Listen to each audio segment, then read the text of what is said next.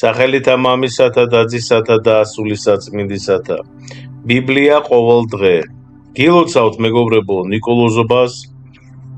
წმინდა ნიკოლოზი მირონ-ლუკიის მთავარეპისკოპოსის საკვირველთმოქმედი შეგვეციოს მისი ძალა, მადლი და ლოცვა.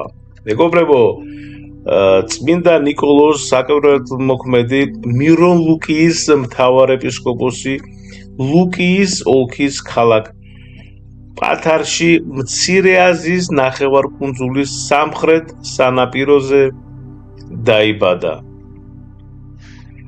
მის კეთილმსახურ მშობლებს თეოფანესა და ნონას შვილი დიდხანს არ ეძლეოდა და მხურვალედ ევედრებოდნენ უფალს მემკვიდრის უნიჭებას. თან აღთმა დადეს, რომ თუ სათხოვარი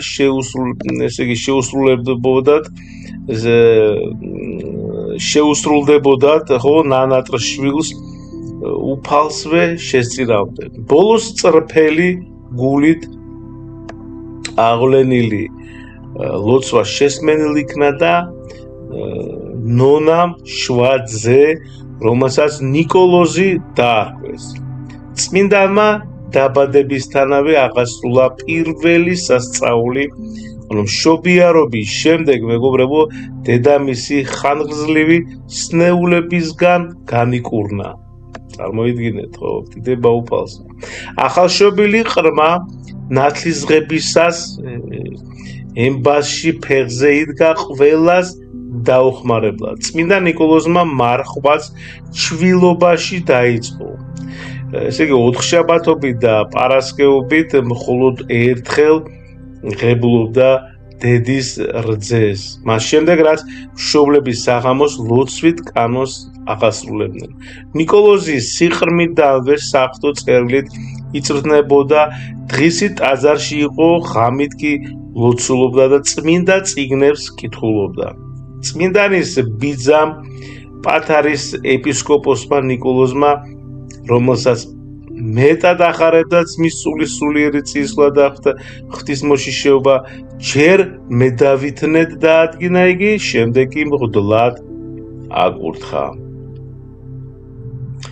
ხელდასხმის დღეს სულიწმინდის მადლით ავსილმა მღვდელმთავარმა სამწყსოს წმინდა ნიკოლოზზე მიუთითა და თქვა: ძმანო, მე ვხედავ ახალ მზეს, ამომავალს, ქვეყნად ყოველთა მწუხარეთა ნუგეშინისცემად, ნეტარა სამწყსო, რომლის მწყემსიც იგი შეიქმნება.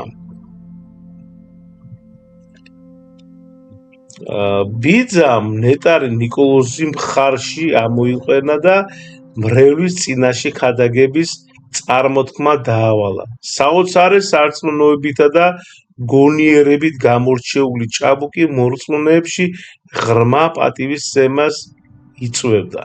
წმინდა ნიკოლოზი მეტად გულმოწყალი იყო. მშობლების გარდაცვალების შემდეგ, მეგობრებო, იგი მთელ ქონებას გლახაკებს ახმარებდა. ერთხელ ერთმა მეტად შეძლებულმა კაცმა მთელი ქონება დაკარგა და უკიდურესი გაჭირვებიდან თავი რომ დაეღწია, გადაწყვიტა 3 მოწიფული ასული საროსკიპოში მიეცა. ამის შემდეგ, ესე იგი, უკაცრავად ამის შესახებ რომ შეიტყო, შეძრწუნებულმა მღვდელმთავარმა მას ღამით ფარულად ფანჯრიდან 3 ქისა ოქრო შეუგდო და ოჯახი დაცემისა და სულიერი დაღუპვისგან იხსნა. წმინდა ნიკოლოზი ცდილობდა კეთილი საქმეები მუდამ, ასე ვთქვათ, უჩუმრად ეკეთებინა. სურდა, რომ ისინი მხოლოდ უფლის წინაშე ყოფილიყო განცხადებული. მეგობრებო, ერთხელ პათარის ეპისკოპოსი იერუსალიმის მოსალოცად გაემგზავრა და სამწყსოზე ზრუნვა ნეტარ ნიკოლოზს გადააბარა. უფლის რჩეულმა სიყვარულით აღასრულა მორჩილება. მღვდელმთავრის დაბრუნების შემდეგ კი გამოითხოვა კურთხევა წმინდა მიწის მოლოცვაზე. იერუსალიმში ჩასულმა ნიკოლოზმა უპირველესად გოლგოთას მიაშურა. შემდეგ კი ქრისტეს მიწიერ ცხოვრებასთან დაკავშირებული სხვა წმინდა ადგილებიც მოილოცა. სიონის მთაზე ღამით ასული მამის წინაშე ტაძრის დახშული კარები თავისით გაიღო. ბოლოს ნეტარმა გადაწყვიტა უდაბნოში გასულიყო სამოღვაწეოდ, მაგრამ ზეციურმა ხმამ შეაჩერა და სამშობლოში დაბრუნება უბრძანა. გამარტოების მაძიებელი ღირსი მამა ლუკიაში წმინდა სიონად წოდებული სავანის ძმობაში შევიდა, მაგრამ უფალმა ისევ მიანიშნა, რომ ეს არ იყო მისთვის გამზადებული სამკალი და ერში გასვლა უბრძანა. საღვთო ხილვაში მაცხოვარმა ძვირფას ყდაში ჩასმული სახარება გაუწოდა ნეტარს, ყოლად წმინდა ღვთისმშობელმა კი ომოფორი. იმჟამად ქალაქ მირონში მთავარეპისკოპოსი გარდაცვლილი იყო და ახალი მღვდელმთავრის არჩევა მიმდინარეობდა. სხვადასხვა ქალაქებიდან შემოკრებილი ეპისკოპოსები მკაცრ მარხვასა და გაძლიერებულ ლოცვას მისცემოდნენ ამ მნიშვნელოვანი მოვლენის წინ. ამ დროს ერთ-ერთი მათგანს უფალი გამოიცხადა და უბრძანა, რომ ღამი ტაძრის კარებთან დამდგარიყო. პირველი, ვინც შემოვა, ჩემი რჩეულია, მას ნიკოლოზი ქვია. ამასობაში ნეტარი ნიკოლოზი მირონში ჩავიდა და იმ ღამითაც ჩვეულებისამებრ ტაძარში წავიდა ცისკრის ლოცვების მოსასმენად. როცა კარებთან მდგარმა ეპისკოპოსმა საღდარში პირველად შემოსული სახელი შეიტყო, ხო, ხელი ჩასჭიდა მას და უფლის ჩეულის მოლოდინში იქვე თავმოყრილ სხვა მღვდელმთავრებს შორის ჩააყენა. ხმა მოხდარის შესახებ სწრაფად გავრცელდა ქალაქში და სულ მალე ურიცხვი ხალხი მოაწყდა ტაძარს. მიიღეთ ძმებო თქვენი მწყებსთავარი, რომელიც თავად სულიწმინდამს სცოდა თქვენ სულებზე ზრუნვა მიანდო, რომელიც ადამიანთა კრებულის მიერ კი არა თვით ღვთის განგებულებითა დადგენილი. მიმართა შეკრებილებს ზეციური ხილვით ჩაგონებულმა ეპისკოპოსმა. მიროლუკის ეკლესიის მესაჭეთ დადგენების შემდეგაც განაგრძობდა წმინდა ნიკოლოზი მოსაგრე ცხოვრებას და სამწსოს სიმდაბლის, სიმშვიდისა და კაცთმოყვარეობის მაგალითს აძლევდა. ამასობაში იმპერატორმა დიოკლეტიანამ, ეს არის 284-305 წელი, დიოკლეტიანემ ქრისტიანთა სასტიკიდენა დაიწყო. წმინდა ნიკოლოზი არ შემდრკალა, კვლავ ახოვნად ქადაგებდა ღვთის სიტყვას, რისთვისაც შეიპყრეს და სხვა მართლმორწმუნეებთან ერთად საპყრობილეში ჩააგდეს. აქ იგი კარგა ხანს იყო გამოწყდილი, მოთმინებით იტანდა სატანჯველებს და განამტკიცებდა თანაპყრობილებს. ესე იგი, ბოლოს დევნა შეწყდა და ტახტზე წმინდა მოციქულთა სწორი კონსტანტინე დიდი ავიდა. ეს არის 306 კონსტანტინე დიდი 306-327 წელი. კონსტანტინე დიდი ავიდა, რის შედეგადაც ნეტარი მწყებსთავარი თავის სამწყსოს დაუბრუნდა. 325 წელს წმინდანი მონაწილეობდა პირველი მსოფლიო საეკლესიო კრებაზე, რომელმაც ნიკეის სარწმუნოების სიმბოლო მიიღო. ხომ რწამსი. გადმოგცემენ, რომ ესე იგი არიოსთან საღვთისმეტყველო კამათში ჩაბმულმა წმინდა ნიკოლოზმა ვერ გაუძლო ერეტიკოსის ღვთისმგმობელი სიტყვების მოსმენას და მთელი თავყრილობის თანდასწრებით კვერთხი ჩაარტყა ბილწ ერეტიკოსს.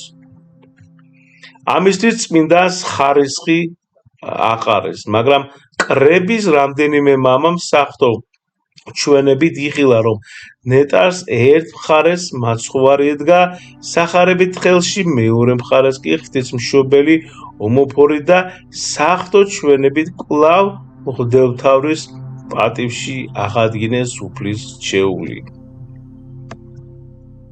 წმინდა ნიკოლოზმა სიცოცხლეშივე მრავალი სასწაული აღასრულა, მეგობრებო, მათგან ნეტარს განსაკუთრებით გაუთხვა სახელი ვერცხლისმოყვარე ქალაქის თავის მიერ უსამართლოდ სიკვდილმისჯილი 3 კაცის გადარჩენამ. სულიწმინდის მადლით გაძლიერებული მღვდელმთავარი გაბედულად მიეჭრა ჯალას და უკვე ესე იგი ამართული מחვილი ხელიდან გამოსტაცა და მიწას დაანარცხა. წმინდა ნიკოლოზის მიერ უმსჯავრობაში მხილებული ქალაქის თავის სინანულში ჩავარდა და შენდობა ითხოვა. ამ ამბებს იმპერატორ კონსტანტინეს მიერ ფრიგიაში შფოთის ჩასაცხრომად გაგზავნილი მხედართმთავრები ნაბუტიანოსი, აფრისიონი და არბიდიანაც შეესწრნენ. მაშინ მათ აზრადაც არ მოსდიოდათ, რომ მალე თავადაც დასჭირდებოდა წმინდა ნიკოლოზის შეწენა. ფრიგიიდან გამარჯვებით დაბრუნებულ სარდლებს მათდამის შურით აღზრულმა სხვა მხედართმფროსებმა სამეფო ტახტის წინააღმდეგ შეთქმულების მზადება დასწამეს და იმპერატორთან დაასმინეს. განრისხებულმა კონსტანტინემ ბრძანა ნაბუტიანოსი, აფრისიონი და არბიდიანა დაუყოვნებლივ შეეპყროთ და სიკვდილით დაესაჯათ. საკაში გამოწყდეულ სასოწარკვეთილ მსჯავრდებულებს მიროლუგის წმინდა მღვდელმთავარი მოაგონდა და მხურვალე ლოცვით მეოხება გამოითხოვეს მისგან. წრფელი გულით აღვლენილი ვედრება უპასუხოდ არ დარჩენილა. წმინდა ნიკოლოზი სიზმრისეულ ჩვენებაში გამოეცხადა კონსტანტინეს და უბრძანა გაეთავისუფლებინა უსამართლოდ მპყრობელი მხედართმთავრები. მღვდელმთავარმა ნიკოლოზმა, მეგობრებო, ღრმა მოხუცებულობას მიაღწია და მშვიდობით მიიცვალა 351 წლებში. მისი მირომდინარე წმინდა ნაწილები ადგილობრივ საკათედრო ტაძარში იყო დაბრძანებული და მრავალ სნეულს კურნავდა. 1087 წელს ეს სიწმინდე იტალიის ქალაქ ბარში გადაასვენეს. ხო და ესე იგი წმინდა ნიკოლოზი მიცვალების შემდეგაც, მეგობრებო, ურიცხ სასწაულს აღასრულებს, ხო? ვერ ვინ შემძლებელ არს აღრაცხად მათა, რამდენი სნეულნი განკურნა, ანუ რამდენი ეშმაკეულნი განთავისუფლა და რამდენთა ჭირვილთა მსწრაფ შეეწია და საპყრობილესა შინა შეწყდომილნი და მწუხარენი მყის განარინა და რამდენთა ზღვასა მიწყდეულთა და განწირულთა მსწრაფ მხნე იქნა და გამარინებელ და რამდენთა უდაბნოს მხედალთა მისთა გამოეცხადა და მოგზაურთა თანა მავალ იქმნა დამცველ. დიდო მამაო ნიკოლოზ, ებედრე ქრისტესა ჩვენთვის, შეწყალებად სულთა ჩვენთათვის.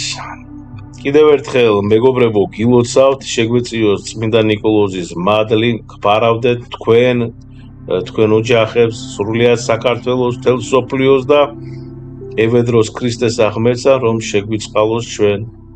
მადლი უფლისა ჩვენისა იესო ქრისტესი და სიყვარული ღვთისა და მამისა და ზიარება სული საწმინდისა იყოს თქვენ ყოველთა თანა. ამინ. მადლობა.